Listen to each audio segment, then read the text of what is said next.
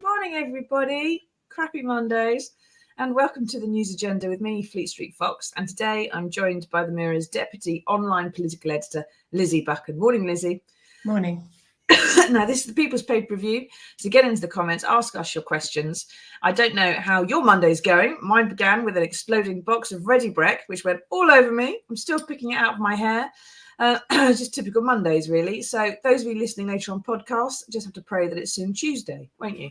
So what have we got for you today? Well, the Mirror has splashed on the demand that we can't let them off the hook from the former sub-postmaster and all-round hero, Alan Bates, and others, about those ultimately responsible for the post office scandal. Now, Lizzy, there's an insistence, sort of nationwide, really, not just with Alan Bates and his friends, that whoever knew those postmasters were innocent, or probably innocent, and hounded them through the courts for money that was lost due to a faulty computer system, should have to have their own day in court, really. Is there any chance, do you think, of that actually happening? I think that's possible, certainly. I mean, where we are at the moment is that the government has put forward this new legislation which is going to sort of mass exonerate all of the postmasters who were wrongfully convicted by using evidence from the Horizon IT system, basically, which has been shown to have been faulty. And there's a kind of an ongoing battle to make sure everyone's properly compensated. But now attention is sort of shifting to who knew what when, really, and how could the scandal have gone on for so long? Were post office investigators still pursuing people when they knew that this actually, they weren't at fault? And so there's a public inquiry going on, which has actually been running since 2021 when it was made a statutory inquiry. But obviously it hasn't had the kind of white glare of attention that this issue has had in the last week or so. So we need to wait until the inquiry is supposed to be kind of getting to the bottom of what really went on. And there's been some quite interesting hearings recently. I watched it on Thursday, where they had a post office investigator called Stephen Bradshaw, who was on all day talking about his kind of prosecutions that he did for the post office. And in it, he said that, you know, he denied that he'd acted like the mafia and that the rest of his kind of colleagues weren't behaving that way. But some of the evidence is absolutely extraordinary, like the way that postmasters were treated. Yeah. So, you know, I think we will see things out of the inquiry about who in the post office was doing what. But obviously, you know, we need to know whether the people at the top knew what was happening and whether there's a way for them to face justice, really. Exactly. And it's often the case that the people at the top of things are not the ones who end up ultimately in court often. And what do you think, everybody? Obviously, someone should face justice over this, but what does justice look like? Is it a court case? Is it, you know, a finding at public inquiry? Is it something else? Is it perhaps having to, you know, lose some of their own cash, which they obviously find post office postmasters for things they haven't done wrong? Perhaps some of them should lose some of their bonuses. What do you think? Now, there's this long list, really, of stuff that people think should happen about the post office scandal. But while some people may have done something wrong all the way up the organisation, is that actually a crime? You know, it's not against the law as things stand to prosecute someone according to the best evidence you have, and for it later to turn out to have been not good enough. It's not even against the law to lie to the public or to ministers or for politicians to lie to the Commons. And it's not against the law to lie to a politician yourself. If you are working for an organisation and a minister asks you a question, you're allowed to lie to them. You know, it's only a crime if you've lied to a court really perjury. And the ones who might have misled the courts are not the ones who sat on the board of the post office, are they? Because the likes of Paula Venables, whatever she knew, she wasn't the one in court handling the prosecutions.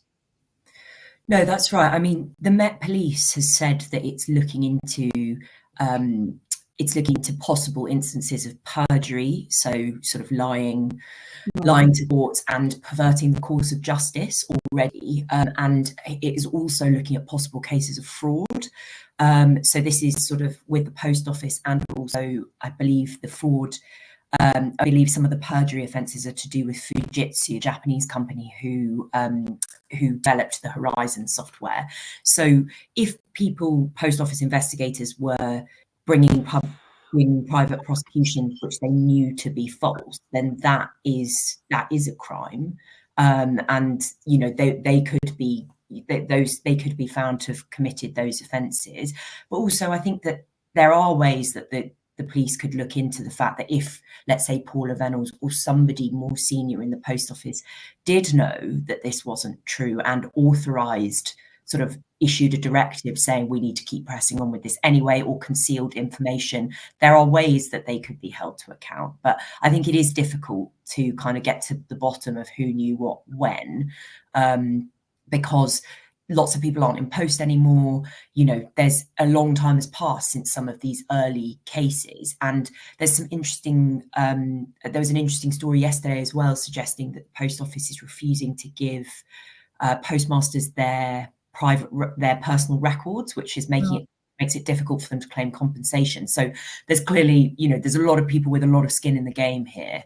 There's also seems to have been, perhaps that inquiry, there's been reports that the post office has not been giving all the documents that they have been ordered to give. Some of them they've even given documents they've already given 50 times previously.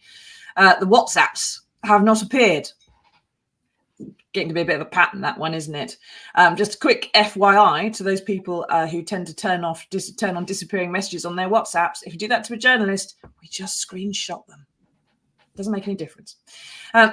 So we've got the problem with, you can find some laws then to prosecute them. So, for example, fraud is usually obtaining a pecuniary advantage by deception, isn't it? Is the language they use.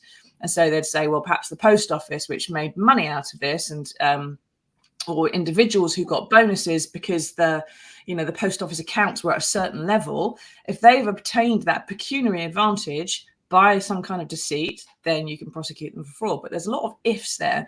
And you've got to go back through 20 years worth, in some cases, of files and evidence and emails and who knew what. And that's going to take a very, very, very, very long time. So perhaps you get maybe a few low-ranking officials that can cop a charge. Many people would find that the more immediate and pressing matter is this issue of compensation, which has been promised but not paid out in full to the vast majority of those affected by it. And in that, they're not alone. So we've got also the infected blood inquiry, when people who are given, every time I put my thumb up, the damn stupid update on my computer wants to put a little thumbprint on the screen. It's really annoying. Sorry, those of you listening on podcasts, you don't see what I was just talking about. So you have infected blood, people who were given contaminated blood products in the 70s and 80s. Their public inquiry has ruled they should have £100,000 compensation minimum each, and that has not been paid. The Windrush letter today, there is a group of celebrities who have signed a letter urging the government to speed up the compensation for the Windrush victims, people who were citizens of this country and who were either deported or denied medical care and things like that, all wanting compensation, all promised but not paid. Plus, we've got nuclear veterans lawsuit, which we'll talk about later on, but building in the background, and that may well lead to compensation too.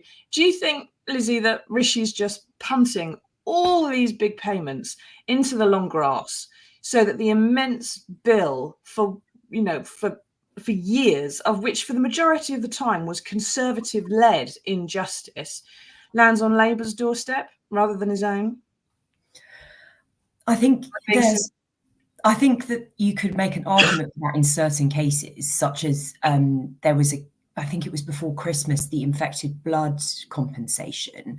The government had been trying to sort of kick that down the road, and there was an amendment made in the Commons, I think led by Diana Johnson, a Labour MP, which forced the government to make the payments more swiftly. And so, I think the Treasury are really worried about having to pay out so much money. But the government promised it was going to do this. It set up these statutory inquiries, and these people, these victims of all these different scandals are owed compensation by the state. So, they are obligated to carry that out.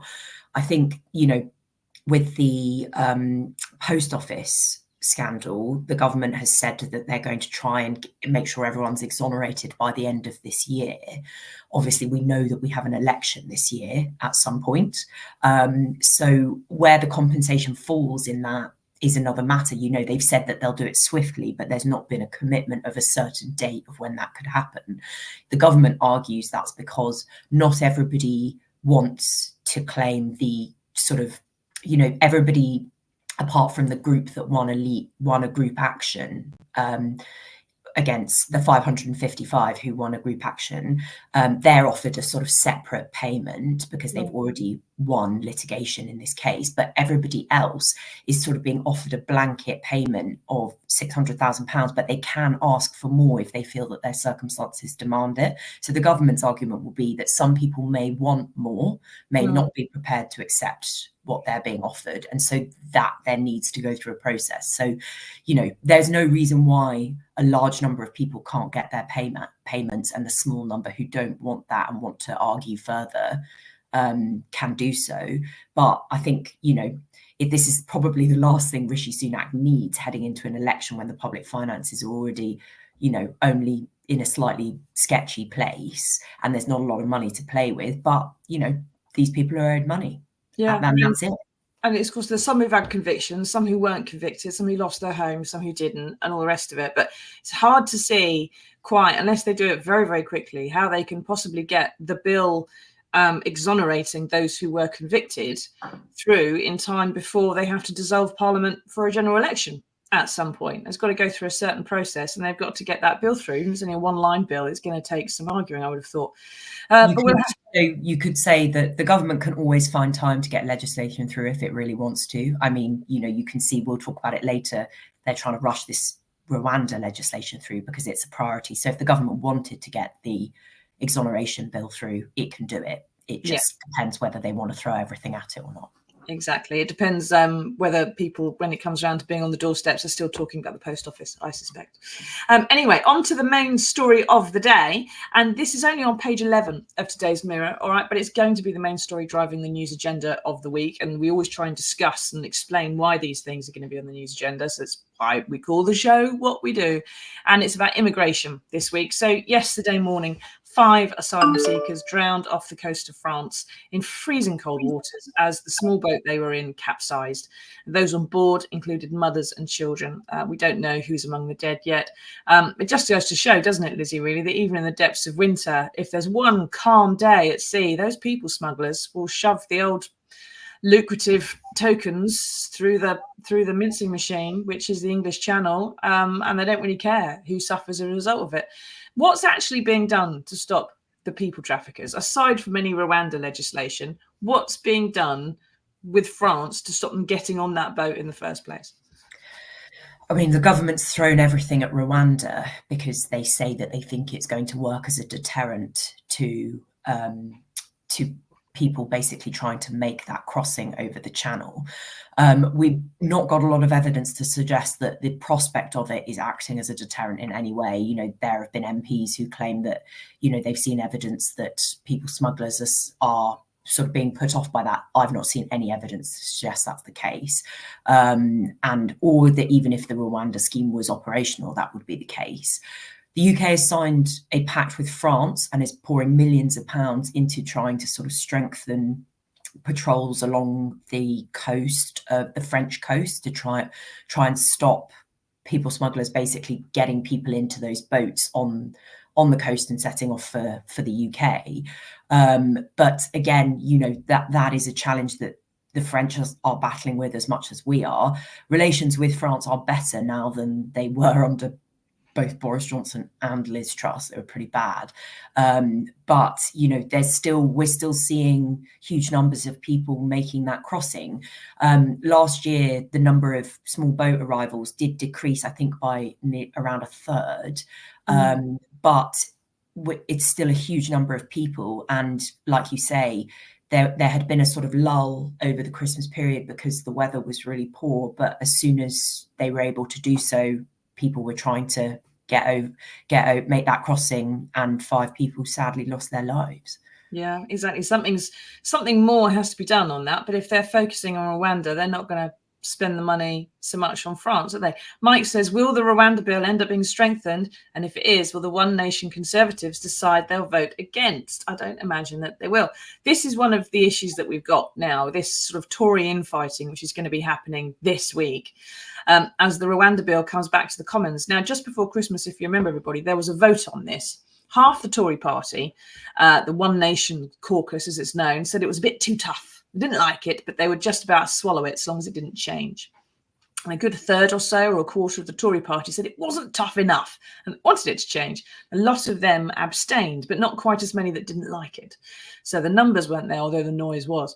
So now it's been to the Lords. It's come back again, isn't it, Lizzie? And presumably, we're going to see both sides tabling amendments now to that bill, trying to both toughen it up and water it down. What on earth is going to be happening this week? Are we on, was it the third reading, the second reading? Yeah, so it had its second reading before Christmas, and we're now in what's called committee stage, which is where MPs go through the bill kind of line by line and try and improve it, add things to it, row about what they want to do, and then they'll move to third reading, which is where it gets its Commons approval, and then it moves over to the Lords. So as we were saying earlier, government can get anything done that it really wants to. So it's Tuesday and Wednesday, the bill is going to have all of the rest of its common stages, with what we're expecting a third reading vote on Wednesday night. So it's going to be a kind of rolling. Back up a minute. The committee stage, which I remember from my journalism training, is the really nitty-gritty, detailed, long, careful, examining the problems, writing the legislation, looking at the loopholes, getting it sorted, tightened up stage. Is going to last a day. 2 days, yeah. 2 days. They're going to do it in 2 days. Yep. What's the normal length of time that takes, Lizzie? It totally depends. It can take quite a long time. Often committee stage is done privately. It's especially with bills that are kind of not that controversial. What they'll do is they'll go off to a room in the Commons.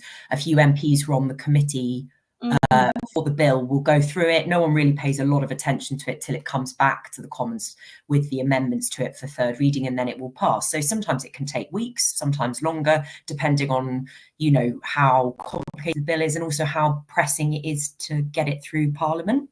But it's not unheard of for them to do bills like this. So they're doing it in what's called Committee of the Whole House, which means that the committee stage will take place in the House of Commons chamber. Oh, God. That's what happens with big bills. So things like Theresa May's Brexit legislation was done this way, where there's a lot of interest from all sides. So this is definitely being rushed through, but it's not totally unprecedented for it to be this quick. But I mean, the bill is, but where we are with it basically is Rishi is between a rock and a hard place, in that he's got the right wingers who say this isn't tough enough. He's got the moderates, the One Nation Conservatives, who say if you change it even a little bit, we're going to go mad. So he's got to try and find a way through it. So we're going to have, I suspect, a couple of days of very sort of frenetic parliamentary wrangling, lots of secret meetings, lots of people kind of talking up their chances, lots of, all of that sort of thing. And then there'll be a series of votes. It's a fun fight, isn't it? Because especially if it happens in the main chamber like that, it's not in a private committee room. It's not perhaps with, half a dozen people who are really committed to one part of the bill or another. It's with 600 people who are very committed to one end of that bill or the other end, having a massive row, fundamentally. And it's going to play out across all the news, isn't it? Across the TV and the newspapers and everything else. And like you say, lots of people off in corners. doing deals and sort of wrangling people one way or another. There are a number of MPs I'm not even going to bother trying to ring this week because they're going to be busy conspiring one way or another. But then it comes down to, doesn't it really, the noise and whether you get the numbers. So before Christmas, we had all this kerfuffle about the second reading, huge amount of noise saying we're not going to vote for it.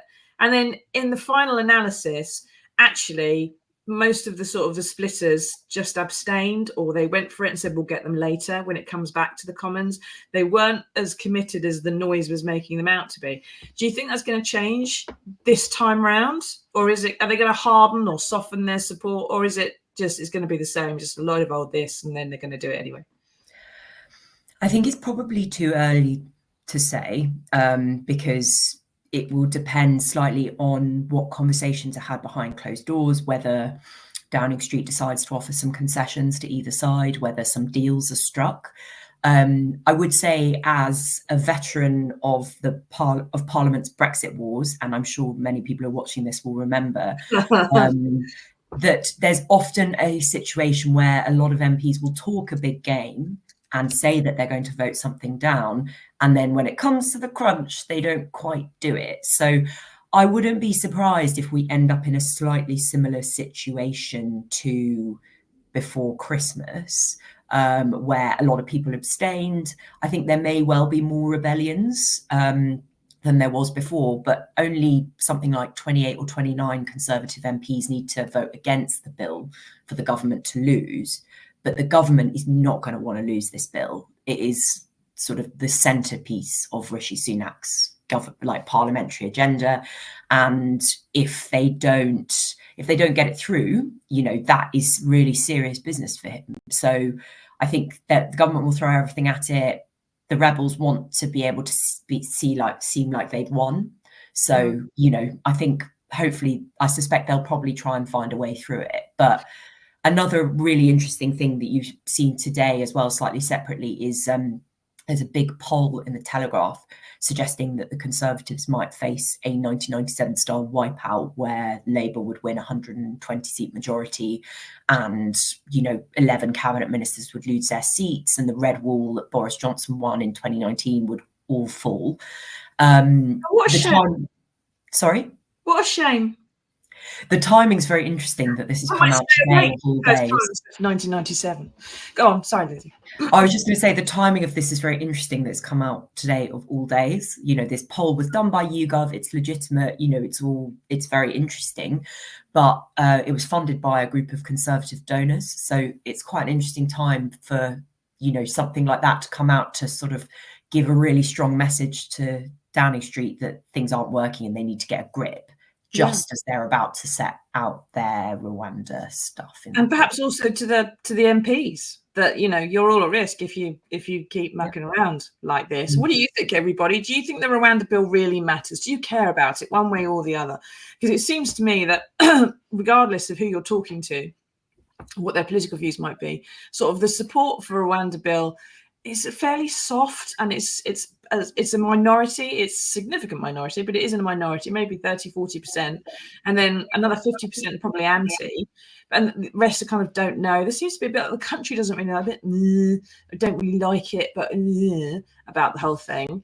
And then you've got the fact that Rwanda doesn't want this bill to change. So if it does get toughened up, Rwanda's going to say, well, we don't want your asylum seekers under these conditions. So then that gets incredibly difficult as well. John says if they can just pass legislation to say Rwanda's a safe country, can't they just wave a magic wand? I mean, pass legislation and say no one is crossing the channel.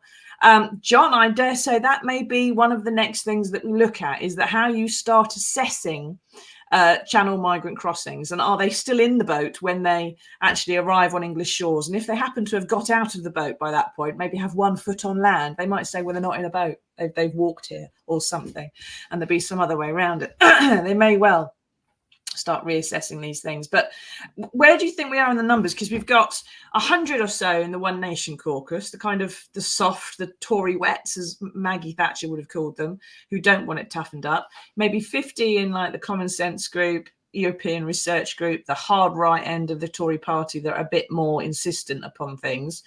But then you've got the ones in the middle, another 100 or so, or 150, whatever it is. You've got about 100 in the government who are going to vote the way the government says, but you may have some resignations perhaps as well, which can make things stand or fall. Do you think, I mean, as you said, it's kind of quite dependent for Rishi, this actually getting it through. We've got a huge process to go through, amendments, arguments, rebellions, maybe resignations for someone or somewhere or another. Do you think it's serious enough that it could potentially take Rishi out, or is he going to survive it but maybe be a bit more battered? I think if Rishi can't get this through Parliament, that would be really serious. If the government can't pass, governments that can't pass their legislation, their most important legislation, have no power. And the thing that I always find interesting in Westminster is it's all about kind of the perception of power. And once it starts to ebb away from somebody, or the narrative shifts and something, you know, someone else suddenly becomes important, it's very hard to change that narrative. And Rishi Sunak is already struggling with the fact that Labour have been consistently ahead in the polls for so long. There's been this long-running thing that perhaps Labour are going to win. It's very hard for the government to shift that kind of perception now. And if he can't get his legislation through Parliament, that would be, in the past, that would be the kind of thing that might have led a government to collapse. I think he probably will get it through, but anything is possible. And even if he gets it through the Commons, it's also going to be absolutely torn apart in the House of Lords, I'm sure, where the government doesn't have a majority. And there's a lot of very experienced lawyers who are peers in all parties, who will look at this and say, hold on a second, like, is this actually in line with international law? Can we really do this? And that is the point of the House of Lords, is it's supposed to add that expertise and scrutiny. But it could mean that there's a lot of ping pong back and forth going forward. So, it is going to be a challenge either way. And then maybe the possibility of a judicial review of it at the end of the day to see whether it really complies with everything that it ought to be complying with. And Rwanda still has yet to take, of course, precisely. No asylum seekers have gone there yet. So a lot of money's been spent on it, a lot of time, a lot of political capital. We don't seem to have got very far with it, really, particularly. And just one other thing before we move on to good news, Lizzy. You said that, that Sunak would do everything and throw the kitchen sink at it to get this passed. But normally when a government wants to get something through, it has to sort of buy off its rebels with something, offers of government jobs, concessions on other legislation, stuff like that. And he's in a situation, he's in the last year before an election. He's probably going to lose it. But the only question really is how badly he's going to lose it. Has he got anything to offer them to buy them off at this stage? He's not got a lot to offer them, really. I mean, depending on when the election is, there is time for, the government keeps saying there's no time to do things. They've got loads of time. Parliament is barely doing anything. So there is time for other legislation. I don't think they're very keen to do any more reshuffles. They've already had to do a couple. And I think we're sort of we want to be on an election footing now. So I don't think Rishi will be that keen to be sort of promoting people round and about. Also, there's quite a lot of these conservative rebels who are looking to their own seats, are a bit nervous about whether they're going to actually be able to win the next election. So they're not going to want to be doing things that they think their voters won't like. So if they think they're more likely to get elected again, if they are prominently out there fighting for whatever they think their voters are interested in, which many sort of conservative red wallers think is tougher immigration rules and ending the votes crisis, they're not going to want to take a government job and give that up. So he's not got a lot to offer. I think he'll have to try and find a way to make the bill suit everybody. But there's going to be a lot of noise before we get to that point. Yeah, I'm not sure he's got the political nous to find a way for that to suit everybody, because it's fairly binary. There isn't really any sort of middle obfuscatory ground that you could possibly occupy. And like you say, the cupboard is bare in terms of things that he can offer them. So we'll have to see how that goes. But that's going to be coming out over the next couple of days. And I suspect on Wednesday, when we're back for the news agenda, we're just going to be talking about Rwanda. and what's been happening in the House of Commons, because they're all going to go mad and start eating each other. And it will be fun to watch, but not if you're an asylum seeker. Anyway, thank you for taking us through that, Lizzie. Thank you everyone for taking part. But we have managed to find some good news in the world for you, and here it is.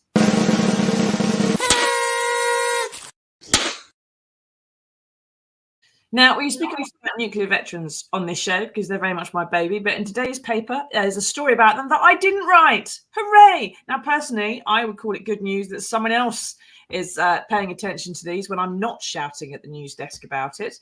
Perhaps one day other newspapers will do the same. But more importantly, perhaps for them, is that 3 of them received their nuclear test medals in a special ceremony with a local mayor and MP last week in Tunbridge in Kent. So Ian, Terry and Ray were all on Christmas Island and for a series of H-bomb tests, and all were refused, denied an official ceremony with the King, which they asked for and which he said he wanted to do to present them with their medals. They've had to go and organise their own, which is sort of a pity. And it's bittersweet, really, Lizzie. They've got the medal. That's fantastic. But they've had to sort of, put the cherry on top themselves. Yeah, I mean, it's amazing that they've got the medals after sort of years and years of campaigning on this and years of government sort of fustication. But yeah, it is a shame that they don't have their moment at the palace, especially if, as you say, the King was up for it. But I'm glad that, they are getting their recognition, and, it's, even if it isn't at the palace, it's still, it must have still been a really wonderful day for them. Yeah, and they deserve to have some fuss made of them, because one of the really embittering things about the nuclear test veterans sort of campaign for recognition is that they've been mistreated and treated differently to other veterans, and shut up and kept quiet and persecuted through the courts and refused war pensions, and generally just, shut up, you. Get out of it kind of thing. Whereas other veterans often get celebrated, especially if they're injured while fighting. But these guys uniquely have been mistreated by successive governments of all stripes. So they deserve to have as much of a fuss as possible when it finally comes through. And one other thing is added to the bittersweetness, actually. So there's a number of Facebook groups for the test veterans and their families. And there's a message on one of them today, which says, I received my dad's medal, unfortunately, a week after he died. He never got to see it. He would have been so proud. And that's the thing. It's something that was promised by politicians in time for Remembrance Sunday, and they've missed it in this particular instance by 3 months.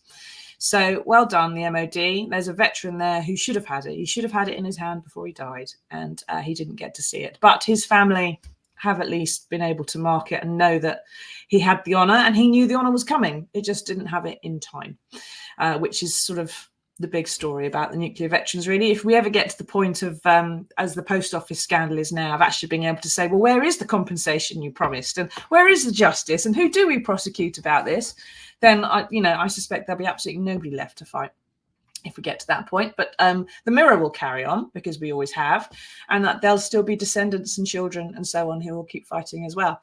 Right. That's about it for today. Thank you very much, Lizzie, for taking us through all of that. Thank you, everyone, for taking part. If you're listening on the podcast, please leave us a review so other people can find us. And until Wednesday, when we'll see you for another edition of the News Agenda, and probably Rwanda. Till then, everyone, take care. Tatty bye. See you then.